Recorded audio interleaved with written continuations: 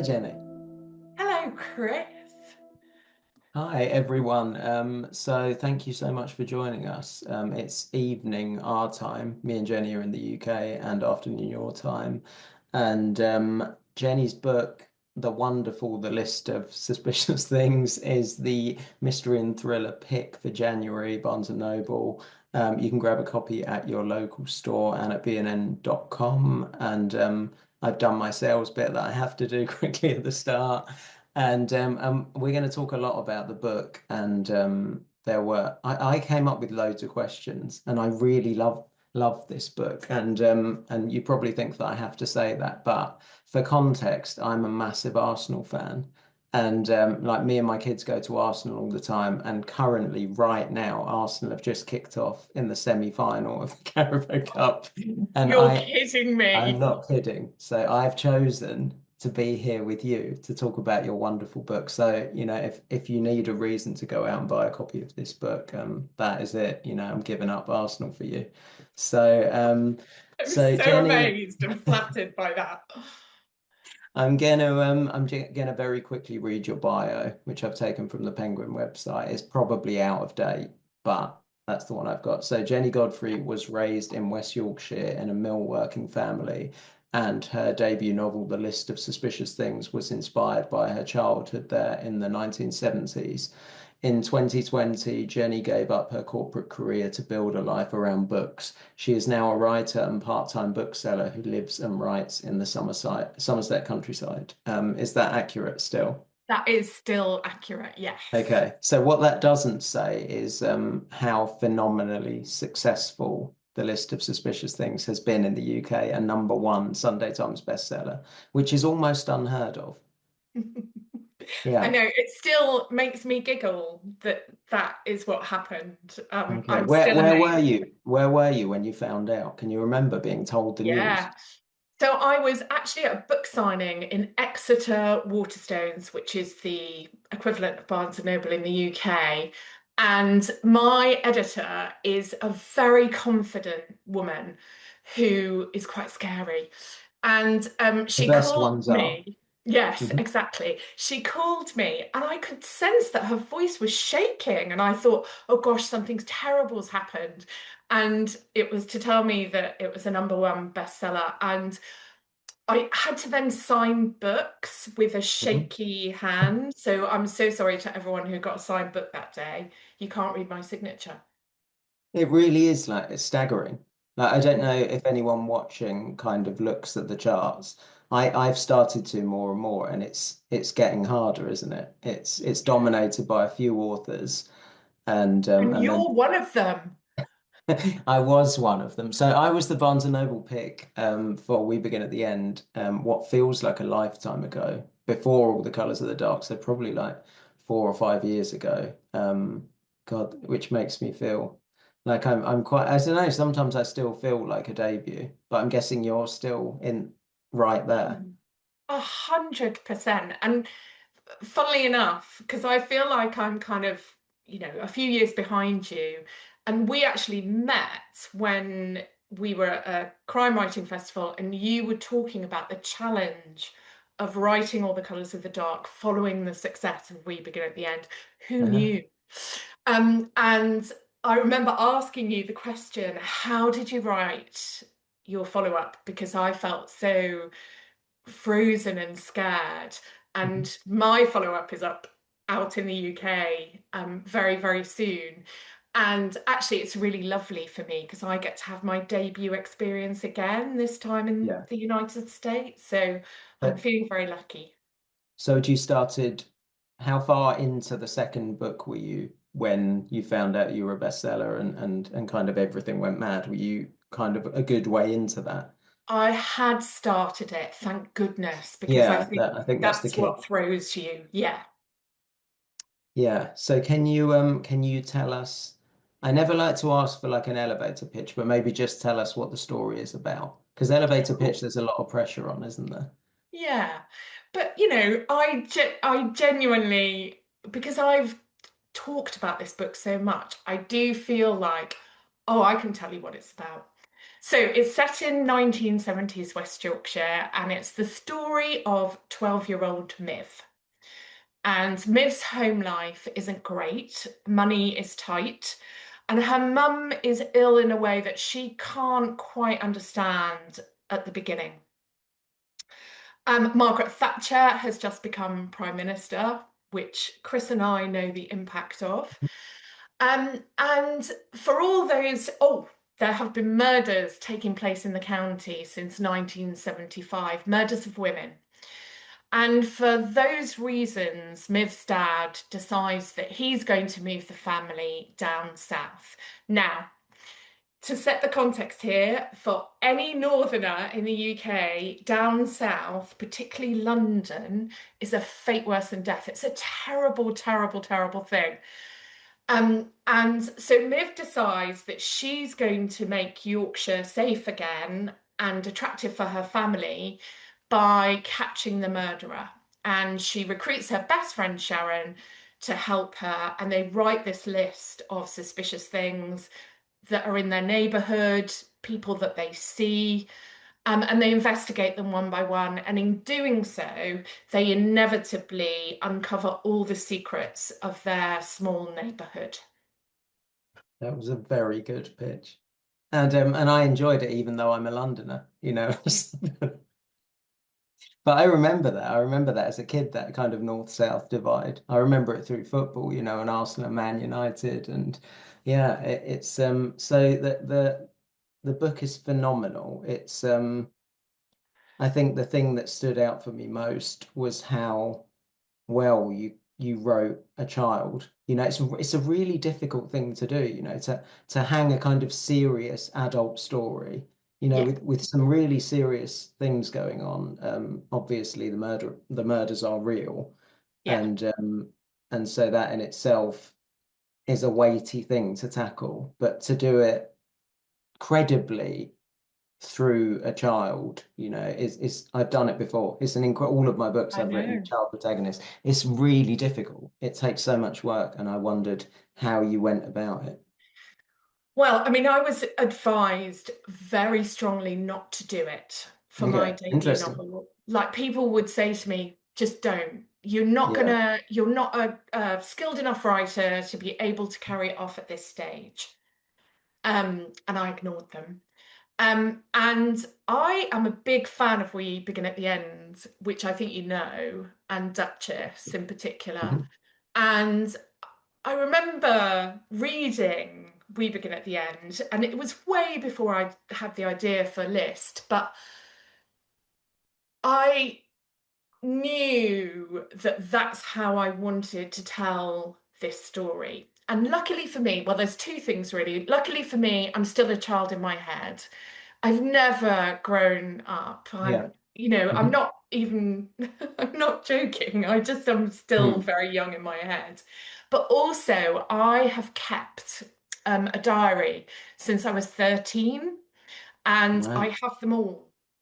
Okay. And so, any time that I felt like I was losing Miv's voice, I Mhm. would turn to my 13-year-old self and read my diary entries about the boys I fancied or, Okay. falling out with my best friend or Yeah. whatever. And that really helped me keep that kind of balance, I think. Yeah. Okay. So how close then is Miv's voice to your voice? Oh, lots of debut authors get a bit upset if people say, are the characters based on you or Mhm. autobiographical? I don't, because it's so obvious that Miv is based on me. Anybody who knows me knows that I am very much Miv. And there's a bit of Sharon in me as Mm. well, but mainly Miv. I'm nosy and bossy and had all the flights of fancy as a child that Mivs has. She's braver than I was. And I Mhm. think I got to relive some of my childhood through her. Yeah. Okay. So does that mean that research came slightly easier because you'd kind of Yes. had this lived experience? Yes, very much so. And people have asked me, kind of um, how much research did I do? And the truth is, I mainly checked that I was right as opposed to Okay. having to remind myself, because I know I don't look old enough, but I was a child in the 1970s. And I am the sort of person you want on your pub quiz team because I can remember really useless bits of information about, kind of life and culture. Yeah. So I could remember quite a lot of things, and I just had to check I was right. Okay. So how about the Yorkshire Ripper? How much of that was like kind of still in your brain? Because I'm Well, guessing it informed your yeah, childhood. oh my gosh, very much so. And um, one of my most vivid childhood memories is of the day that Peter Sutcliffe was caught, because it became apparent very quickly that my dad knew him and worked with him.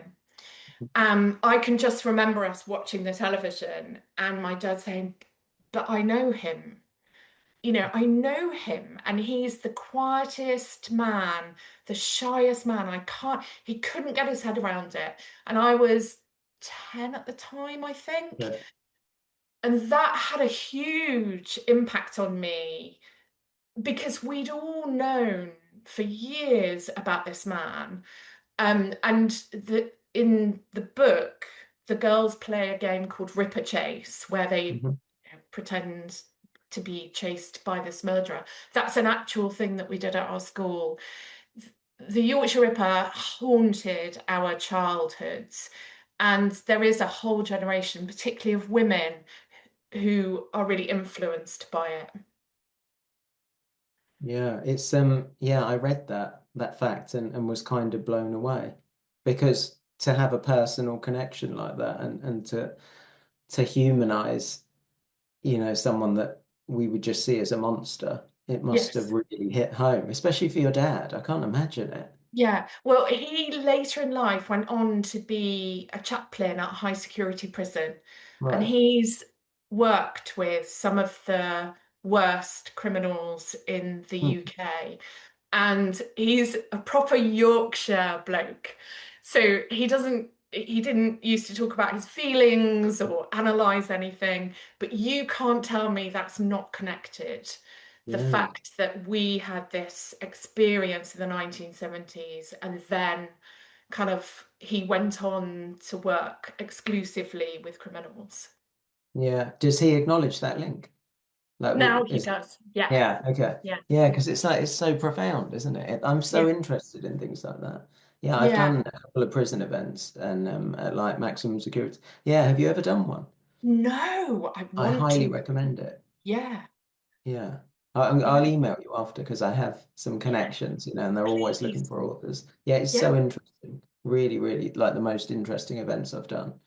Yeah. And I was really interested in your bio because I gave up a kind of corporate I career, know. and made this what seemed like a crazy choice at the time, and still does. Like, I don't know about you, but when I look back at it, I think this could so easily have not worked. I wouldn't have Really? regretted it, but No. life would look very different. And I just Yeah. wondered what made you do it, and like your author origin story, like how did it begin? Well, it is so interesting because I've heard you talk too, and I've thought, we've got so many similarities. But I was HR director of a big corporate organization in the UK, and I it was my life. I was one of those real workaholics. One of my favorite phrases is I recognize balance when I swing past it, and that was true of my working life. And in my mid 40s, I just had almost a bog standard midlife crisis and realized that I didn't want to be doing that for the rest of my life.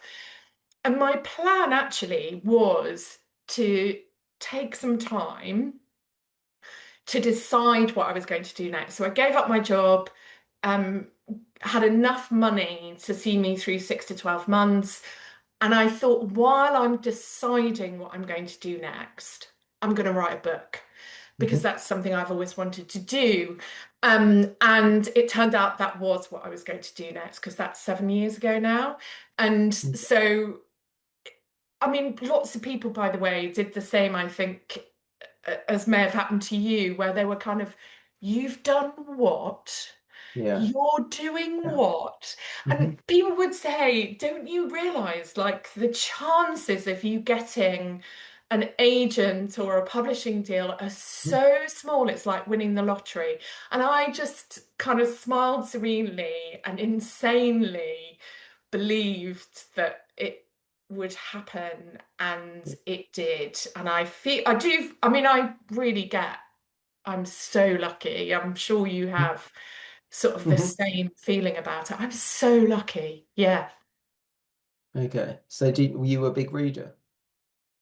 Oh Like as my a gosh, child? yes. Yeah, Yeah. yeah. And as an adult, I can't sleep Hmm. without a book, without reading. And I just as I was deciding to write the book, I went to see Marion Keyes, who's one of my favorite authors, Who at an also event. blurbed your book, Yes, who blurbed which my is, book. yeah, very cool. What a dream. I cried, as you can imagine. I can imagine. Um, but she basically, somebody in the audience asked her, what qualifications do you think somebody needs in order to write a book? And she said, voracious readers learn to write by osmosis. And I Okay. remember hearing that and thinking, Yeah. I'm a voracious reader. Maybe I know how to do this. Maybe I know how to tell a story. And that gave me a lot of confidence. I've been lucky enough to meet Marion since. And despite being very intense and very overwhelming, I was a bit Hmm. full on. Um, I got to say thank you for saying that. Okay. So from quitting your job to beginning writing, like why this book? I read that you were out for a walk and walking your dog, is that right? Yeah, And you that's got the absolutely idea. right. And Yeah, so was it like a fully formed, yeah, this is what I'm gonna do? So one of yeah. those dream moments. One of those moments that sounds like a made-up story, but I had written 20,000 words of a psychological thriller. Okay. And I'd written that because I thought, oh, well, that's what'll sell. Because everyone was reading psychological thrillers, and I thought that's what'll sell. But I knew enough to know that it had no life and no heart. The words were in the right order, but I knew there was something missing from it. And I essentially discarded it and took the dog out for a Mhm. walk. And while I was walking, the whole idea for the book, including the title, the list of suspicious things, was downloaded into my brain. I could see it almost like a film. Mhm. And I remember distinctly, I got goosebumps and had the thought, this idea is going to change my life. And I remember being nervous about could I do it justice, given that this was going to be the first novel I'd ever finished. Can I do this idea justice? And I'm just really glad that I decided to give it a go. But I knew immediately that it was the one. Okay. If So did that make for a not painless, but was it enjoyable, the Yeah, writing process? very much so. Oh my Yeah. gosh, I am the opposite actually of a tortured writer. The actual writing for me, Mhm. heaven. Can't Okay. tell you how much I love writing. Like I Yeah. just makes me really, really happy. Hmm. Um, some of the stuff around it, getting rejections Yeah. or, promotion, and although actually I quite like promotion, but the work around it isn't always as much fun, but the actual writing, bliss. Are you like that? I am. And then I don't like it when I have to let go. And it's why Yes. I'm like 4 years a book at the moment, because Yes. I love the writing process so much, and I can go down rabbit holes for a month or two, and I can write 20,000 words in the wrong direction, and I Yeah. love that whole freedom, and I'm Yeah. quite lucky in that my editors just give me free rein, Yes. for the most part, and my deadlines tend to come and go, which You've earned the right. You've earned the right, Chris. Do you know what I feel like? So I've been on tour for like I worked out we had done 100 cities or some for all the colours of the dog, which is like staggering over a Yeah. year and a half. And since I've just moved house and since Christmas I'm now sitting in my new office and I'm back to writing again and I'd forgotten how much I missed it. You Oh, just, yeah. coming out of a routine when you go on tour and things like that, and then and yeah, I've really like mental health and just I feel so much better I'm when I'm so writing. glad. Yeah. I'm Yeah. very happy that you're writing as well. Yes, me too. Right, I'm gonna have to. So I could just talk to you for hours because Yeah, I've me got too. so many questions that I'd written down, but equally, um, your readers, there are 39 questions, which we're never going to be able to get through them No. all, but we're going to go through some of them. Okay, so Donald Adams says, what approach slash strategies do you use to conceptualize the plots in your books? How much is tied to current events? Are you already working on the next book? Do you want me to break that down into three Right. different No, it's a questions? great question, Okay. actually. I think I've got it. And I it's actually a probably unsatisfactory answer, mainly because all three. So I've obviously written and published the list of suspicious Mhm. things. The Barbecue at Number 9 is out in the UK next few weeks, but it will be out in the US next year. And I'm now writing my third book. And all three books came to me in the same way. Okay. So, download, I see it very clearly as though it's a film. Hmm. And my only job then is to write it up.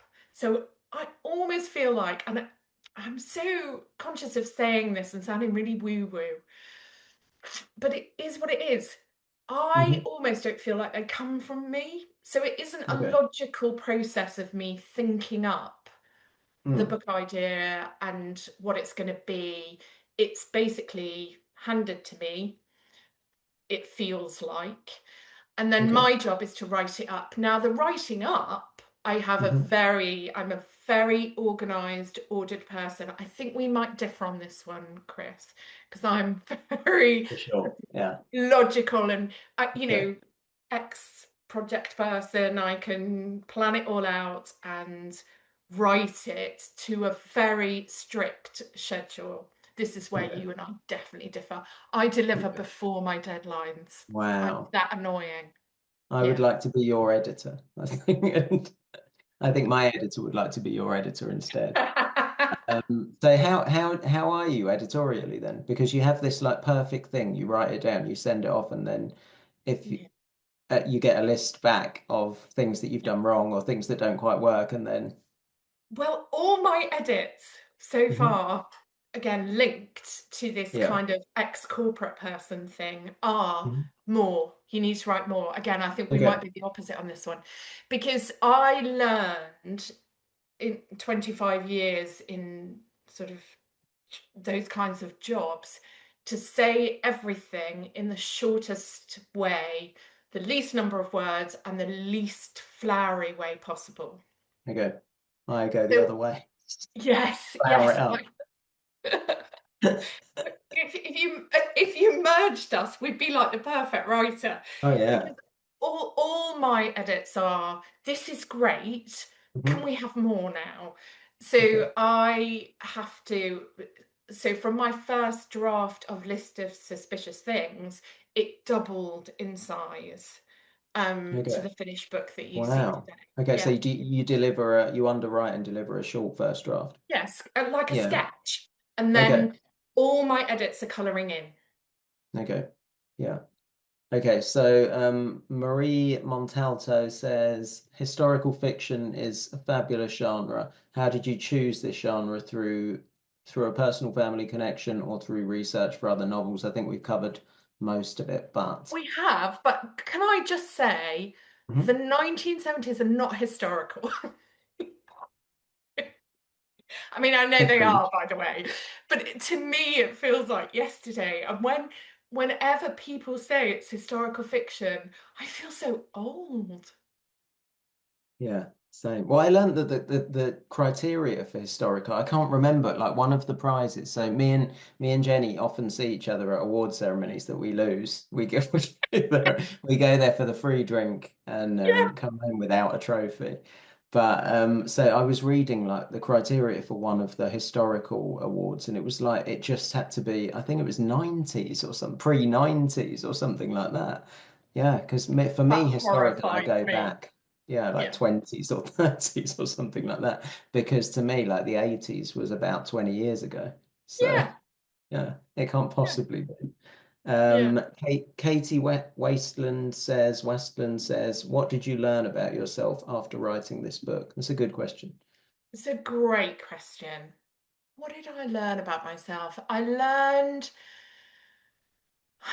the biggest thing I've learned as an author actually is patience. Hmm. And that's been in every sort of aspect of both the writing, because it's a big old job to write a novel, and it takes longer than I would have thought or hoped. But also the kind of process then of getting an agent and getting published all takes a lot longer than certainly I was at first prepared for, and I'm not that patient a person. So I have learned to be more so, I think, through this process. Okay. Um, I think I've also learned that I am more confident and stubborn than I might have anticipated, because things like I was advised not to use a child narrator. Mhm. I was advised not to use dialect, Yorkshire dialect, because it would switch readers who weren't from Yorkshire off. And and I chose to ignore those bits of advice, despite knowing nothing about Mhm. publishing or writing. I decided to go with what I felt was right. And I'm really proud that I had the courage to do that. And it's not something I necessarily would have thought I would. Okay. That's a really good thing to learn about yourself. Yeah, You know, isn't it? because you have a level of confidence you didn't realize. And I'm a strong believer in gut feeling. And Yes. you could have done everything that people told you to do, and I'm fairly sure we wouldn't be having this conversation right now about this particular book. And like, you might have been just as successful, but you wouldn't have told the story that you wanted to tell. Yeah, I And think you're absolutely right. yeah, I think it's important, otherwise you end up with 1,000 authors writing very similar books. And you need people to be fearless. Sometimes that's my writing advice that I give people, I just say be fearless and Love that. yeah, yeah, just go for it. Okay, so Rachel Donovan says, who is your favorite character that you have created and why? Oh, so this is so Yeah. easy to answer. You're not supposed to say who your favorite character is because it's a bit like having a favorite child. Mhm. However, I do. And it's Omar Bashir, Okay, who great is character. the Hmm. shopkeeper. And he's lots of readers' favorite character too, Hmm. which I love because I feel like people must pick up my love for him through Yeah. the writing, which just makes me really happy. But he was the person I was probably most nervous about writing because Okay. I am not a man, I am not a Right. Muslim, Hmm. and I am white. And I was very nervous about writing outside my experience, which meant I did so much research and Hmm. spent a lot of time on his character. So much so that he is a living, breathing human being in my head. And I would love to spend the afternoon with him. Yeah, I love him because he is full of heart, but he's Yeah. also kind of tough as well. Like Yeah. doesn't take crap. And Yep. yeah, I respect it. I love that character. Yeah. Um, Laurie Johnson says, how do you pace yourself while writing a new novel? What does your writing schedule typically look like? I'm so boring. Again, I hear stories of writers like who just stay up all night or, um, you know, have all kinds of crazy processes. I'm so like it's my job. So I am at my desk, ready to go by 10 o'clock, and Hmm. then I'm clock off when I've done my allotted word count for the day. And I mean, it's very, very, very rare that I'll write into the evening or get up early and write. I just keep to normal hours. And because I am really boring. I'm so sorry, everybody. I and keep to my deadlines. I don't need to write outside those hours either. So yeah, I like that. I like the discipline because yeah. sometimes I am definitely guilty of letting it bleed over into every part of my life, and it affects my mood and I can't sleep and yeah, Oh, yeah. I mean that yeah, still it's happens. hard, Oh isn't my it? It's gosh. hard to Oh manage that yeah. if it's not And going also, well. I mean, it sounds funny, but I'm lucky. I don't live with anyone else, so Mhm. I can be wholly obsessed. And Yeah. even when I'm not writing, I'm thinking about writing. And I do a lot of voice noting myself when I'm Hmm. not writing, things that I then write up when I'm sat at my desk. But I wouldn't like to live with me when I'm in that process. Yeah, no, I have it on good authority from my ex-wife, but it's not fun being married to an author. So, but I come up with my best ideas, when I'm doing something else, or when I finally give Always, up and move away from my always. desk and like go and exercise or do something else, Yeah. and that's when everything unsticks.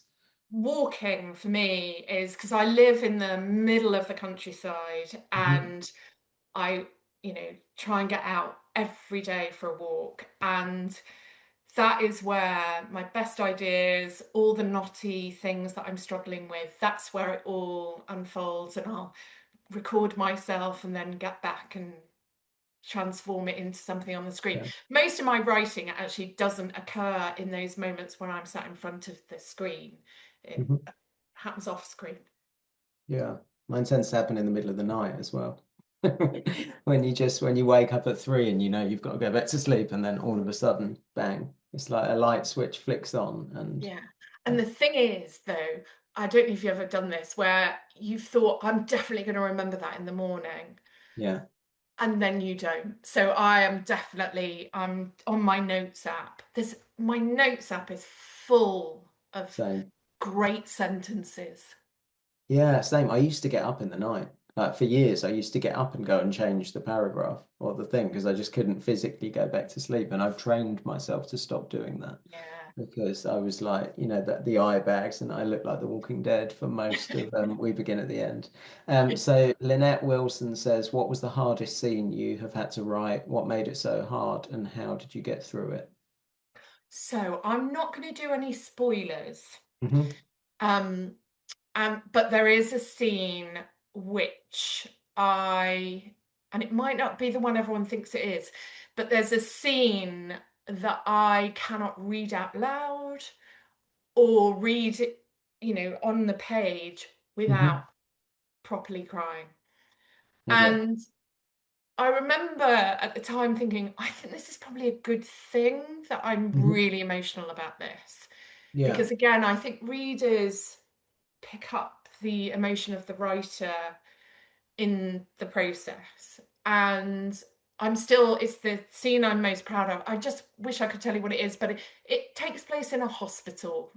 So Hmm. anybody who is reading it or goes and buys it, there is a scene in a hospital that that I will cry about. Okay. Yeah, because I was going to ask you, because, like, again, without spoilers, there's some really heartbreaking stuff in the Yeah. story. And I just wondered if you knew you were heading there Yeah. when you began writing. Yeah, totally. Because again, I'd seen the whole thing, Yeah. very, very clearly. And it's another thing that people said to me, "Are you sure you want to do that?"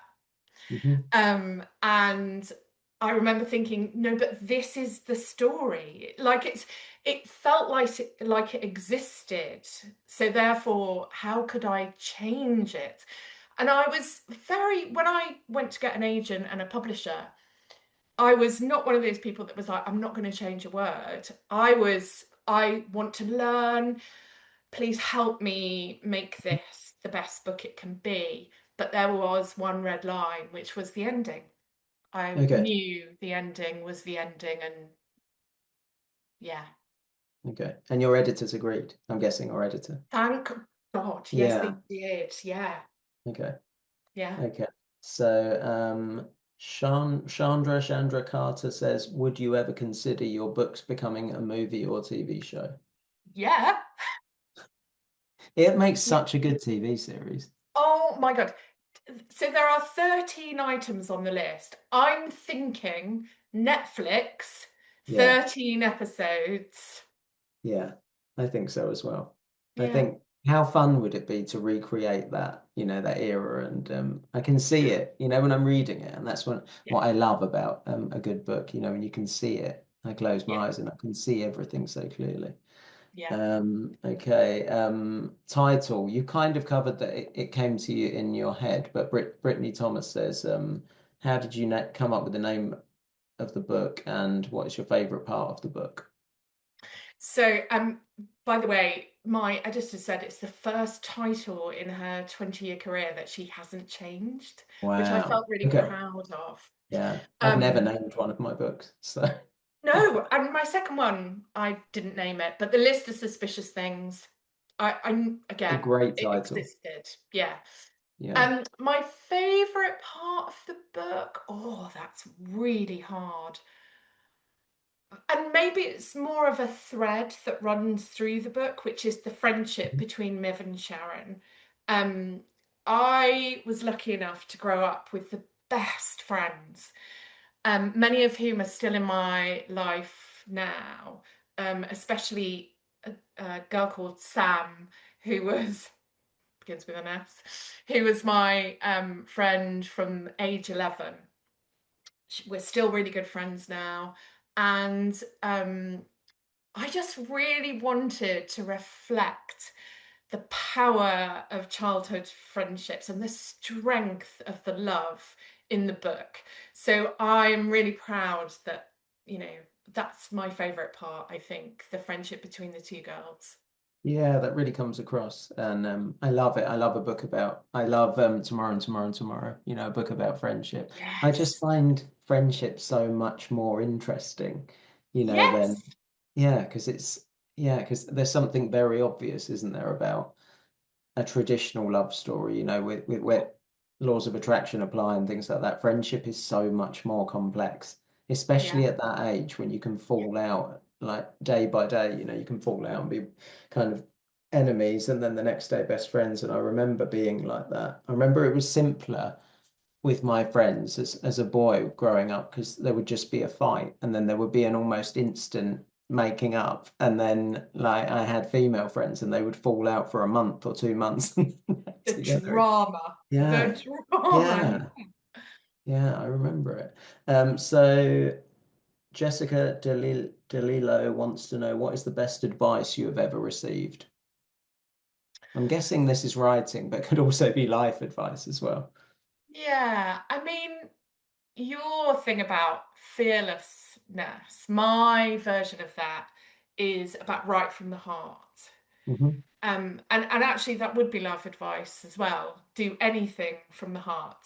Um, and I wrote the book of my heart and it turned out to be a huge success. So absolutely that's the advice I give to everyone. Okay.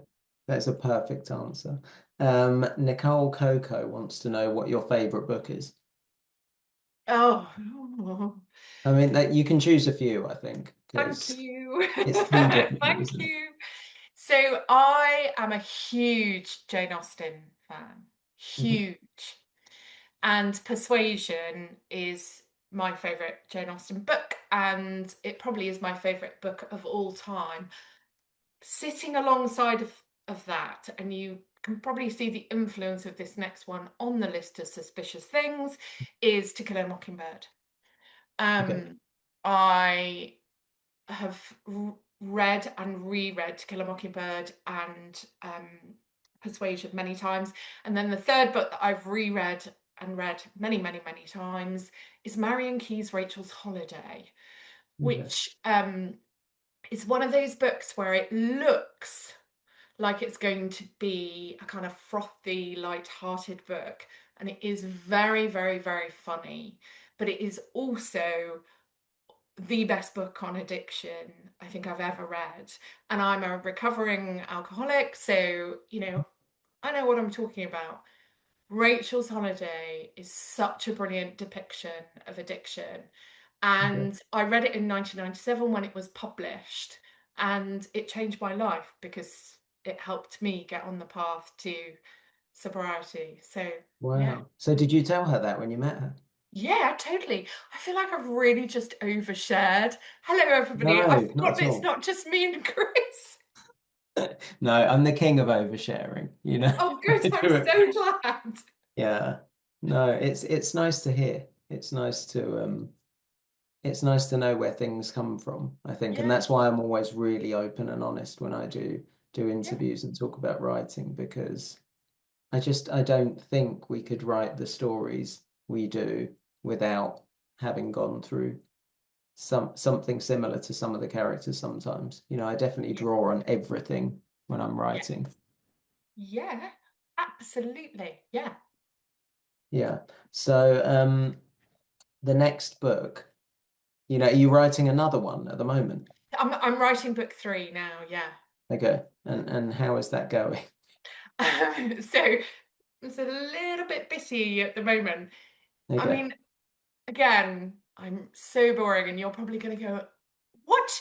I'm 20,000 words in, and I Okay. know the story. It's just a case of kind of writing the story.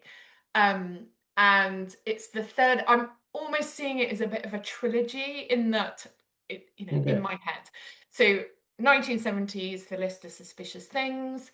The barbecue at number nine is set in the 1980s, Okay. 1985.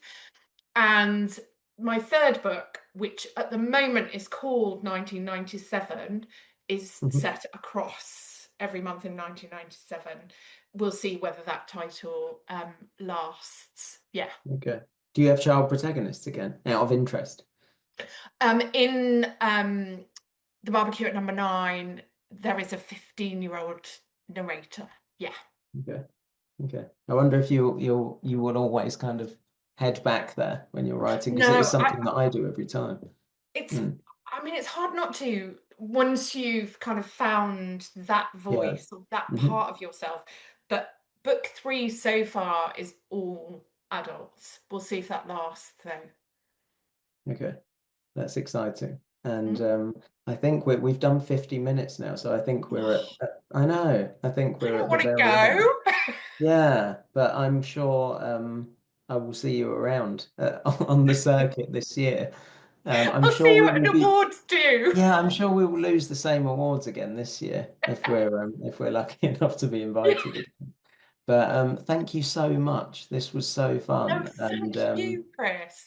yeah. So Jennie Godfrey, The List of Suspicious Things. Just a reminder that it is the mystery and thriller pick for Barnes and Noble in January. You can grab a copy at your local store or at bnm.com. Thank you very much for joining us, and go and buy the book. It's amazing, and I will see you all soon. Thanks, Jenny. Thank Thanks a you lot. so much, Chris. Thank you.